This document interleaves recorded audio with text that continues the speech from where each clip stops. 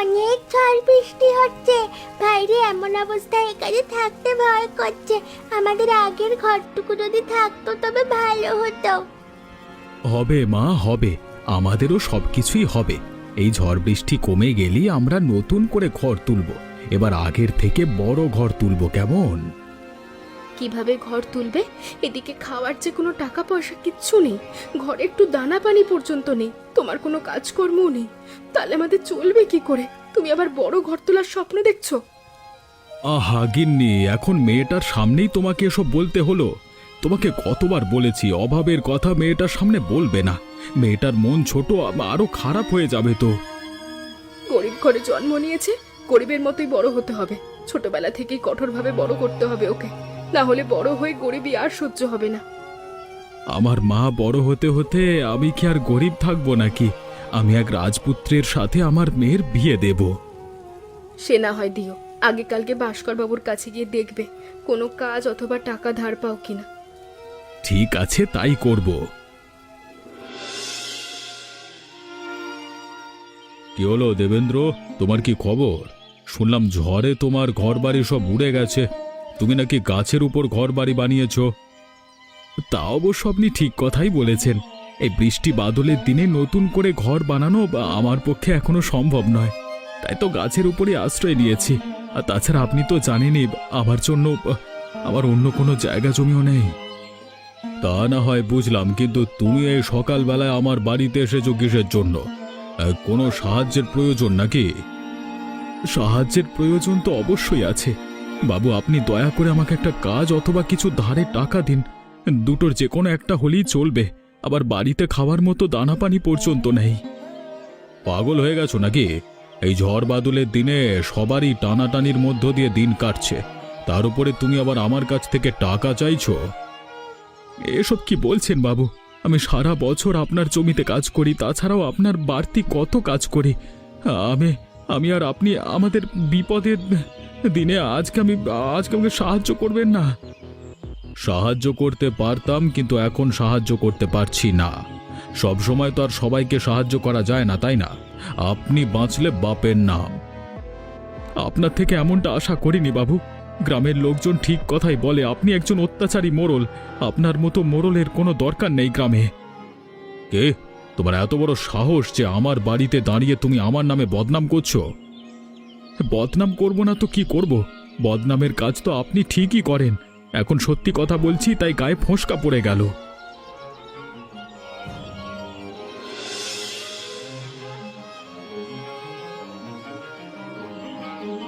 কি হলো বাবু, আপনার মন মেজাজ আজকে এত খারাপ দেখাচ্ছে?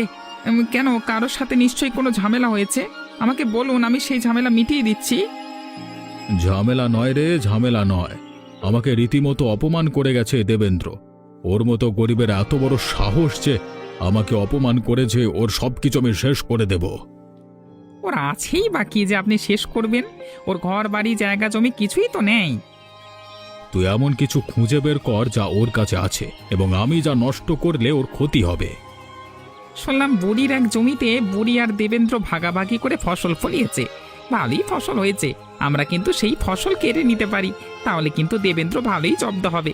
এই বর্ষার কোনোভাবেই ভালো মতো কাটাতে পারবে না। হ্যাঁ, তাহলে আর এদিক ওদিক চিন্তা করে লাভ কি? তুই খোঁজ খবর নিয়ে দেখ কবে ওই ফসল আমরা কিভাবে তুলে আনতে পারি। সমস্ত ব্যবস্থা কর, তারপর আমি আর তুই মিলে ওই ফসল আমরা সব তুলে আনবো। তাহলে আর কি, আপনি যখন সিদ্ধান্ত নিয়ে নিয়েছেন যে ওদের ফসল আপনি আনবেন, আমি সমস্ত ব্যবস্থা করে দিচ্ছি। সময় মতো আপনি আর আমি মিলে চলে যাব। তবে এতে কিন্তু বুড়িমারও ক্ষয়ক্ষতি হবে। বলে হোক, ওসব নিয়ে এখন আমি চিন্তা করছি না। যদি ধরা পড়বার কোনো সুযোগ থাকে তাহলে সেই সুযোগও তুই বন্ধ করে দিস। ঠিক আছে বাবু। শুনছো ভাই, কি যে দিনকাল এলো, এখন গাছের উপরে দেখি ঘরবাড়ি হয়ে যাচ্ছে। তাহলে আর জমি দেখে লাভ কি? বলো, এত দাম দিয়ে জমি কিনে তার লাভ নেই, তাই না? একটা গাছ লাগাবো, গাছের উপরে ঘর তুলে সারা জীবন কাটিয়ে দেবো, হল্লা বলো। কথাটা কিন্তু তুমি মন্দ বলনি। তবে দেবেন্দ্র যে গাছের উপরে ঘর বানিয়েছে এটা কিন্তু শখ করে বানায়নি। ঝড়ে ওর ঘর বাড়ি সব উড়ে গেছে বলেই এমন কাজ করতে বাধ্য হয়েছে। না হলে অতটুকু মেয়ে নিয়ে অত বড় গাছে থাকা কি আর মুখের কথা? ওদের আবার কোনো ভয় নেই, গরিব মানুষ তো যেভাবে দিন কাটে। আর কি শুনলাম ভাস্কর বাবু নাকি ওকে তাড়িয়ে দিয়েছে, ঝামেলা ভালোই করিয়েছে। ঝামেলা করলেই বা কি হবে? আমাদের তো আর কিছু হবে না, আমরা শুধু দাঁড়িয়ে দাঁড়িয়ে মজা নিতে পারবো। দেখো আবার কবে কোনো অঘটন ঘটে যায়। ভাস্কর বাবুর সাথে পাঙ্গা নেওয়া তো মুখের কথা নয়। এই যে বর্ষার জল আসছে, এই জলের সাথে ভাসিয়ে দেবে দেবেন্দ্রবাবুকে একদম চুনোপুঁটির মতো। দেবেন্দ্র তো চুনোপুঁটি হলো, গরিব মানুষ, খামোকা কেন ভাস্কর বাবুর সাথে লাগতে গেল? এবার বুঝবে মজা, আমাদের অবস্থা কত ভালো, তবু আমরা ভাস্কর বাবুর আশেপাশেও যাই না, আর ওর এত সাহস। শেষে দেখবে ওই গাছের উপরে অতটুকু ঘরখানিও হারিয়ে ফেলেছে। তারপর থাকবে কোথায়? ওদের তো আবার সব জায়গা থাকবার অভ্যেস আছে। জলের মতো মানে পানিতেই শুয়ে দিন কাটাচ্ছে, দেখা যাবে। তারপর সবাই বড় মাছ ভেবে ওদেরকে ধরে নিয়ে যাক, এটাই তো তুমি বলতে চাইছো, তাই না? ধরে নিলেই বাকি, ওদের যে জীবন, ওই জীবন থাকবার চেয়ে না থাকা অনেক ভালো। ওসব কথা চিন্তা না করে চিন্তা করো ঝামেলার ব্যাপারে, আগামীতে কি হয়। সব কিছু ঠিকঠাক আছে তো ভোলা? এখানে কিন্তু অনেক ফসল রয়েছে, এটা কোনোভাবেই তুই আর আমি হাতে করে নিতে পারবো না। অবশ্যই গাড়ির প্রয়োজন, গাড়ি ভর্তি করে ফসলগুলো নিয়ে যেতে হবে। আপনি চিন্তা করবেন না, এখানে এসেছি চুরি করতে। চুরি করতে আসবার সময় সমস্ত ব্যবস্থা করে আসবো না তেমনটা হয় নাকি? আমি তো আগে থেকেই জানি এখানে ফসলের পরিমাণ বেশি। আর একটা কথা, এই ফসলগুলো নিয়ে কিন্তু সবার চোখের সামনে রাখা যাবে না, সবার অলক্ষ্যে লুকিয়ে রাখতে হবে, সেই ব্যবস্থা আছে তো? সেই ব্যবস্থাও করা আছে। আপনার গুদাম ঘর আমি একদম খালি করে দিয়েছি, সেখানেই এই সব কিছু রাখা হবে। তারপর সুযোগ বুঝে ফসলগুলো সমস্ত বিক্রি করা হবে হাটে। যা, তুই একটা কাজের ছেলে, আমার এই কারণেই তোকে পছন্দ হয়, তোকে সব সময় আমার কাছাকাছি রাখতে চাই। এখন সেসব কথা বাদ দিয়ে ফসল চুরির কাজে লেগে পড়ুন। ওই তো পাশেই দেবেন্দ্রর গাছের ঘর আছে, বেশি কথা বললে ওর কিনা আবার গাছের ওপর থেকে সবটা দেখে ফেলে ওরা। হ্যাঁ হ্যাঁ, ঠিক কথাই বলেছিস। আস্তে কথা বল, চারিদিকে কিছু দেখতে পাচ্ছি না।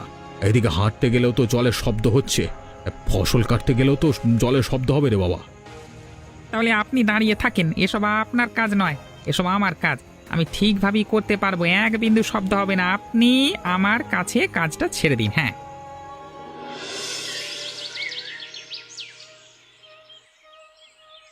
হায় হায় রে, কে আমার এমন সর্বনাশ করলো?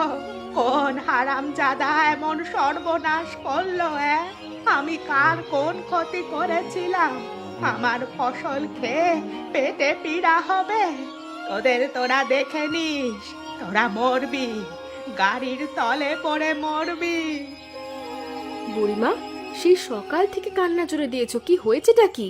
আমি তো ঘুম থেকে উঠে দেখে দেখছি তুমি কান্না করছো। বলি তোরা কি এখনো কিছুই টের পাসনি? আমাদের ফসল আর কিছুই নেই।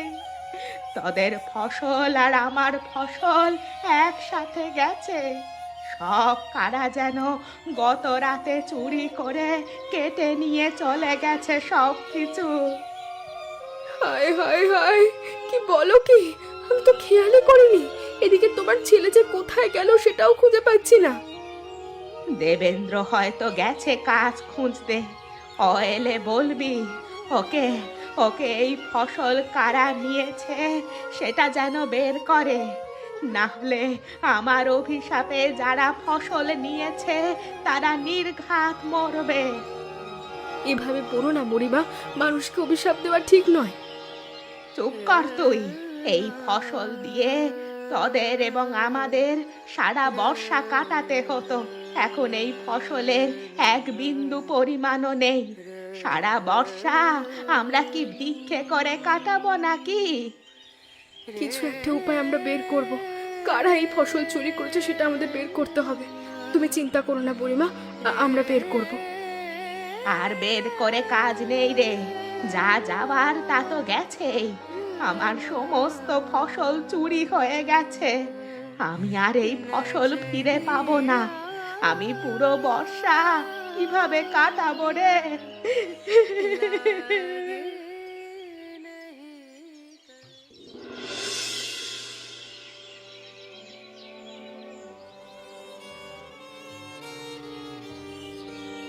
বুড়িমা, সেই সকাল থেকে দেখছি তোমার কান্নার রোল পড়েছে, কি হয়েছে কি? আর বলিস না রে বাপ, আমার ভরা জমিতে ভরা ফসল ছিল। আহা, সোনালি ফসলগুলো, সেই ফসলগুলো কারা যেন গত রাতে চুরি করে নিয়ে গেছে। আমি কার এমন কি ক্ষতি করেছিলাম? কি বলছো কি তুমি? কারা ফসল কেটে নিয়ে গেছে? আচ্ছা, একটা কথা বলো তো, এই জমিতে তুমি আর দেবেন্দ্র একসাথে ফসল ফলিয়েছিলে না তো? হ্যাঁ রে হ্যাঁ, এই জমিতে আমাদের দুজনের ভবিষ্যৎ ছিল, আমাদের দুই পরিবারে।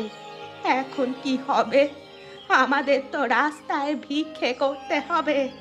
কত যত্ন করে ফসল ফলিয়েছিলাম, আমি আমি একটা ফসলও কখনো নষ্ট হতে দেইনি। আমার মনে হয় কি জানো বুড়িমা, দেবেন্দ্র দাদার সাথে যাদের শত্রুতা আছে তারা দেবেন্দ্র দাদাকে ফাঁদে ফেলবার জন্য এমন ধরনের কাজ করেছে যেন দেবেন্দ্র দাদা শায়েস্তা হয়। ওরে মুখ পোড়াদের দল, তাই বলে তোরা আমার ফসলও নিয়ে যাবি, আমাকেও পথে বসাবি? আমার মতো বৃদ্ধার প্রতি তোদের কি কোনো দয়া মায়া হলো না? ওহো বুড়িমা, তুমি এখন কান্নাকাটি করে কোনো লাভ? আমরা বের করব। বের করতে পারলে তো ভালোই হতো, তাদের উপযুক্ত শাস্তি দেব। আমি আবার অভিশাপ দিচ্ছি, ওদের পেটের পীড়া হবে, পেট খারাপ হবে, তোদের সারাদিন জঙ্গলেই বসে থাকতে হবে।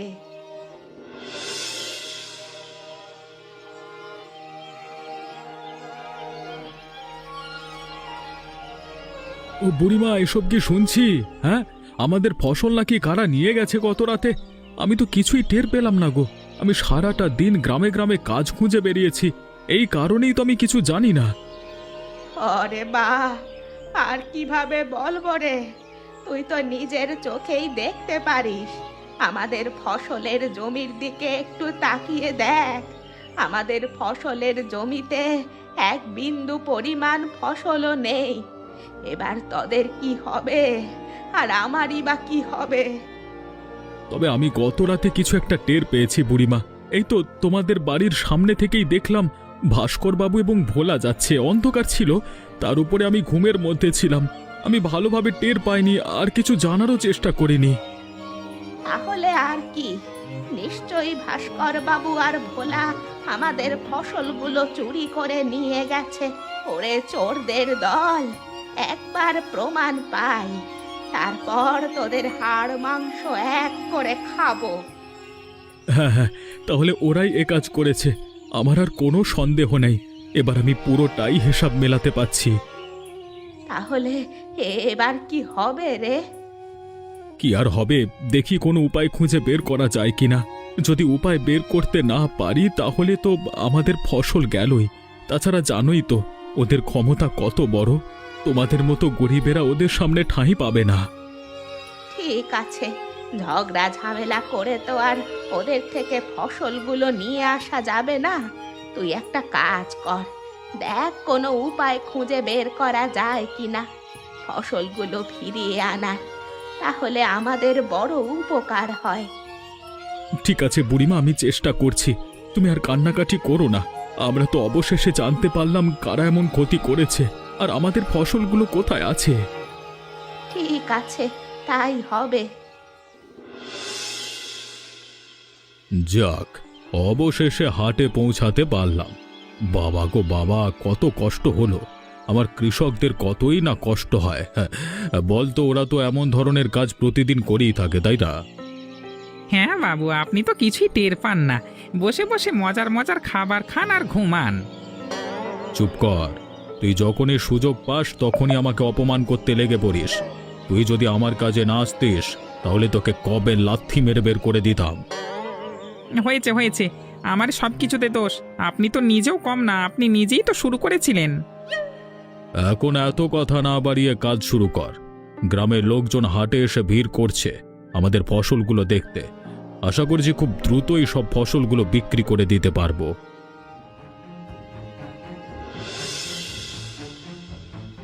কি গো ভাস্কর বাবু, আপনি তো দেখছি ফসলগুলো নিয়ে বাজারে বিক্রি করতে চলে এসেছেন। যা কোনোদিন দেখিনি তা আজকে দেখছি, ব্যাপারটা কি? আর এই ফসলগুলি বা কোত্থেকে আনলেন? তোমার কি মনে হয় আমার কোনো জমি নেই? আমার জমির ফসল এগুলো, জমির ফসল তুলে এনেছি বিক্রি করতে। দেখে তো মনে হচ্ছে না আপনার জমির ফসল। তাছাড়া আপনার কোনো জমিতেই এখন ফসল নেই। সত্যি করে বলুন তো এই ফসলগুলো কোত্থেকে এনেছেন? এই যাও তো এখান থেকে, আমার খদ্দেররা ভিড় করছে আর তুমি এসেছো আমাকে গল্প শোনাতে। এই ভোলা, এটাকে এখান থেকে বের কর তো।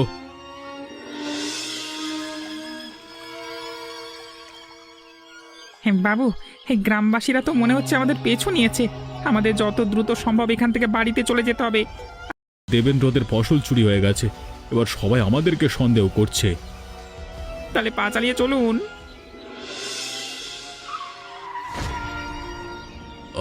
বাগরে, আমি পড়ে গেলাম গো ভোলা, আমাকে ধর, আমার কোমরটা বুঝি ভেঙে গেল, পাটাও বুঝি আর নাই রে ভাই। কি হলো বাবু, বেশি ব্যথা পেয়েছেন? আরে উঠুন উঠুন, এই জন্যই বলি আপনাকে সতর্ক হয়ে চলতে। আপনি তো সাবধানে চলেন না। চুপ কর, তুই তো নিজে আমাকে বিপদের সামনে ঠেলে দিয়ে দূরে সরে গেলি, তাই তো আমি দুর্ঘটনার শিকার হলাম। এমন কিছু নয় বাবু, আমি তাড়াতাড়ি সরতে পেরেছিলাম, কিন্তু আপনি সরতে পারেননি। এখন তাড়াতাড়ি আমাদের বাড়ি ফিরতে হবে, ওদিকে গ্রামবাসীরা চলে এসেছে। তুই কি পাগল হয়ে গেলি রে? আমি এই অবস্থায় বসতে পারছি না, আর এই অবস্থায় বাড়িতে যাব কিভাবে? তুই আমাকে তুলে ধর, কাঁধে করে বাড়িতে নিয়ে যাবি, চল। কি একটা যন্ত্রণা, আজকে হাটে আসাটাই আমার ভুল হয়েছে। এখন আবার আপনাকে কাঁধে করে বাড়িতে নিয়ে যেতে হবে। আচ্ছা ঠিক আছে, আসুন আসুন, আমার কাঁধে আসুন, না হলে গ্রামবাসীরা আপনাকে মেরে ভর্তা বানিয়ে দেবে বাবা।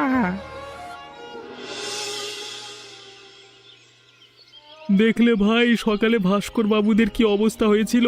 শুধুমাত্র আমাদের ভয়ে আমরা পেছু নিয়েছিলাম, অথচ দুর্ঘটনার শিকার হলো। তা তো ভালোই হয়েছে, ওরা এমন ধরনের অন্যায় কাজ করেছে, ওদের তো আরো বড় শাস্তি হওয়া উচিত ছিল। এতটুকু শাস্তিতে ওদের কিছুই হবে না। হ্যাঁ গো হ্যাঁ, বুড়ি কি অসহায় একজন মানুষ, তার উপরে দেবেন্দ্রের কিছুই নেই। ওটুকু ফসল ছাড়া, তাও আবার অন্যের জমিতে সে ফসল ফলায়, সেটুকু হারিয়ে ফেলেছে এখন দেবেন্দ্র। সবে তো শাস্তির শুরু। এমন অন্যায় কাজ করে যে ভাস্কর বাবু শাস্তি তো অবশ্যই পাবে। আমাদের কাউকে শাস্তি দিতে হলো না, উপরওয়ালা নিজেই শাস্তি দিয়ে ফেলেছেন। এবার দেখবে আরো মজা। এবার যদি দেবেন্দ্র সঠিকভাবে ধরতে পারে এবং প্রমাণ পায় যে সব কিছুর মূলে রয়েছেন ভাস্কর বাবু, তাহলে ভাস্কর বাবুর আরও শাস্তি হবে। দেবেন্দ্র যে মানুষ, ও কিনা মামলা বসিয়ে দেয় কেন কে জানে। দেবেন্দ্র যদি মামলা না বসায়, তবু আমরা দেবেন্দ্রকে বলবো মামলা যেন বসিয়ে দেয়। ভাস্কর বাবুদের একটা উচিত শিক্ষা হওয়া দরকার। গ্রামের মধ্যে অনেক অন্যায় অত্যাচার করে বেড়ায় তারা দুজনে। হ্যাঁ, গ্রামের সমস্ত কৃষকেরা তার হাতেই বন্দী। সবার জমি জমা তিনি কেড়ে নিয়েছেন, এখন তার জমিতেই সমস্ত কৃষকদের কাজ করতে হয়। ছোটবেলা থেকে দেখছি যাদের অনেক জমি আছে তারাও এখন কৃষক হিসেবে ভাস্কর বাবুর কাছে কাজ করে। ব্যাপারটা ভাবা যায়। শোনো, একটা কথা আছে, পাপ তার বাপকেও ছাড়ে না। ভাস্কর বাবু সেভাবে রেহাই পাবে না। হ্যাঁ, সবে তো শুরু হয়েছে তার শাস্তি। যত অন্যায় কাজ করেছে, ওপরওয়ালা একে একে সমস্ত শাস্তি তাকে বুঝিয়ে দেবে। আমিও তো সেটাই চাই। আমরা সবাই সেই দিনটার অপেক্ষাতেই আছি, কবে ভাস্কর বাবুর শাস্তি হবে আর কবে আমরা আনন্দ উল্লাস করব।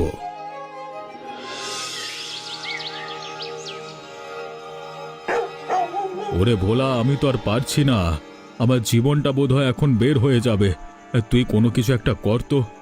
কি সেই কখন বললাম ডাক্তার কবিরাজি নিয়ে আয়, যত টাকা পয়সা লাগে আমি দেব, প্রয়োজনে সমস্ত জমি জমা বিক্রি করে হলেও আমি টাকা দিয়ে দেব। বাবু টাকা তো প্রশ্ন নয়, এখানে এই গ্রামের কোনো ডাক্তার কবিরাজ আপনার চিকিৎসা করতে রাজি হলো না। সবাই আপনার কুকীর্তির কথা জেনে গেছে, তাই তো কেউ রাজি হচ্ছে না। কি বলছিস তুই এসব? আমি তো বলছি অনেক অনেক টাকা দেব, তুই সবাইকে লোভ দেখালি তারা রাজি হবে। সেসব কি আর আমি বাদ রেখেছি? আগে আপনার জীবন বাঁচানো জরুরি, টাকা পয়সা আসবে আর যাবে। তাই তো আমি অনেক টাকা দেওয়ার কথাও বলেছিলাম, আমাকে শুধু তাড়িয়ে দিল। তাহলে কি আমি চিকিৎসা পাবো না? এভাবেই চিকিৎসাহীন হয়ে আমাকে মরতে হবে? আমি এভাবে মরতে চাই না, আমাকে দয়া করে বাঁচা, আমি যন্ত্রণায় মরে যাচ্ছি। এখন আপনি বলুন আমি আপনার জন্য কি করতে পারি? আমি তো ডাক্তার কবিরাজের খোঁজ নিয়েছি, তারা তো রাজি হচ্ছে না। তাহলে তুই এক কাজ কর রে, পাশের গ্রাম থেকে যে কোনো একটা ডাক্তারকে ধরে নিয়ে আয়, পারলে জোর জবরদস্তি করে হলেও ধরে নিয়ে আয়। আনবার পর আমি আমি অনেক অনেক টাকা দিয়ে দেব। পাশের গ্রামের ডাক্তার কবিরাজেরা তো আর আমার কুকীর্তি সম্বন্ধে জানে না, তাই না? ঠিক আছে, আমি তাই করছি, এখনই যাচ্ছি।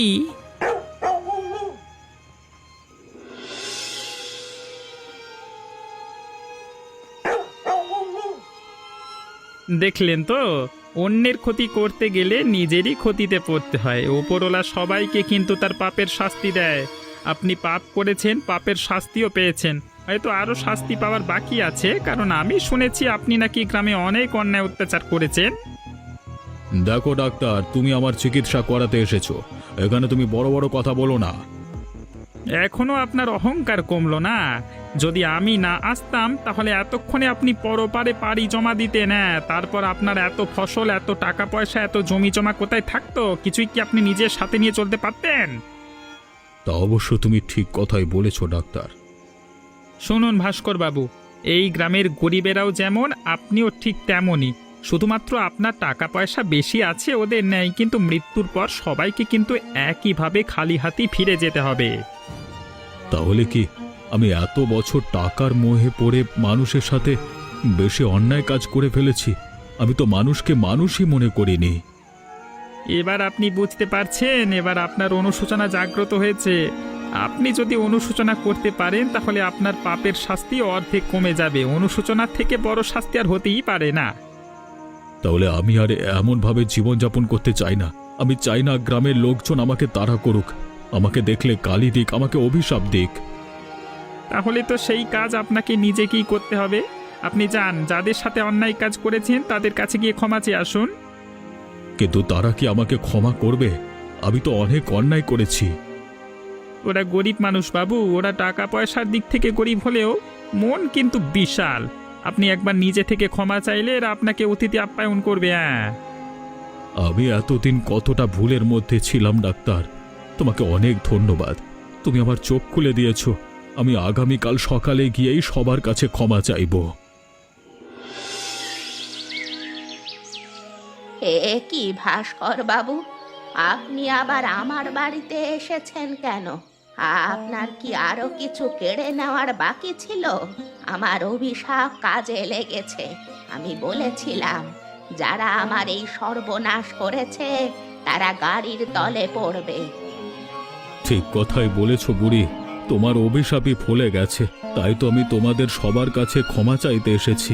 আমি এখানে আর কিছু কেড়ে নিতে আসিনি, তোমাদের সমস্ত কিছু ফিরিয়ে দিতে এসেছি। মানে? মনে আর কি, এই যে তোমাদের থেকে ফসল কেড়ে নিয়েছিলাম, আমি সে সমস্ত টাকা পয়সা তোমাদেরকে ফিরিয়ে দিতে এসেছি।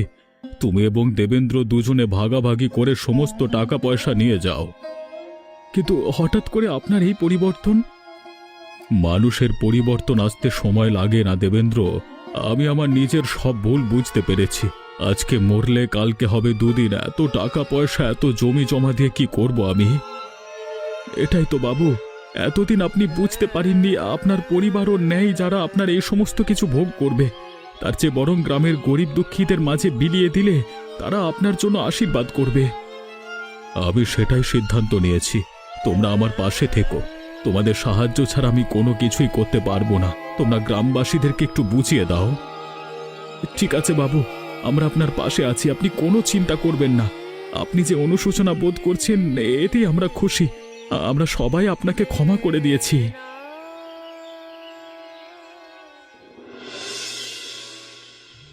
যাক, অবশেষে আমরা আবার সঠিকভাবে জীবনযাপন করতে পারবো। এবারের বর্ষাটা ভালোভাবেই কাটাতে পারবো বলে মনে হচ্ছে। কি বলিস দেবেন্দ্র? ঠিক কথাই বলেছ বুড়িমা। এমন বর্ষা এলো যে আমাকে বসত ভিটা থেকে একদম গাছের উপরে উঠিয়ে দিল, আর গাছের উপরে ঘর তোলার কারণে এত সমস্ত কাণ্ড কারখানা হলো।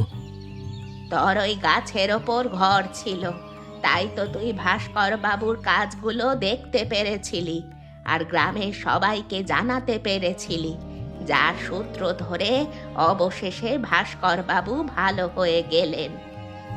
এটি কিন্তু ভালো একটা উপকার হয়েছে আমাদের। গ্রামের গরিব দুঃখীদের অনেক সাহায্য করেছেন ভাস্কর বাবু। তিনি যে শুধরে গিয়ে এতটা ভালো হয়ে যাবে সেটা বুঝতে পারিনি। সবই উপরওয়ালার খেলা। উপরওয়ালা যদি না চাইতো তাহলে এরকম কিচ্ছু হতো না। এই ঝড় বৃষ্টি দিয়েছে, তাও উপরওয়ালা আশীর্বাদ হিসেবেই দিয়েছে। ঝড় বৃষ্টি না হলে যে এগুলো কিছুই ঘটতো না, আর আমাদেরও সারা জীবন ভাস্করবাবুর গোলামি করতে হতো। ঠিক কথাই বলেছ। আমরা ছাড়াও গ্রামের অনেক কৃষক তার কাছে জিম্মি হয়ে আছে, তারাও এবার মুক্তি পাবে। এমন অনেকেই আছে যারা তাদের জমি জমা হারিয়ে নিঃস্ব হয়ে গেছে, তারাও তাদের জমি জমা ফেরত পাবে। যাক, ওসব নিয়ে এখন আমাদের আর কিছুই করার নেই। ভাস্কর বাবু এখন নিজেকে সামলে নিচ্ছে।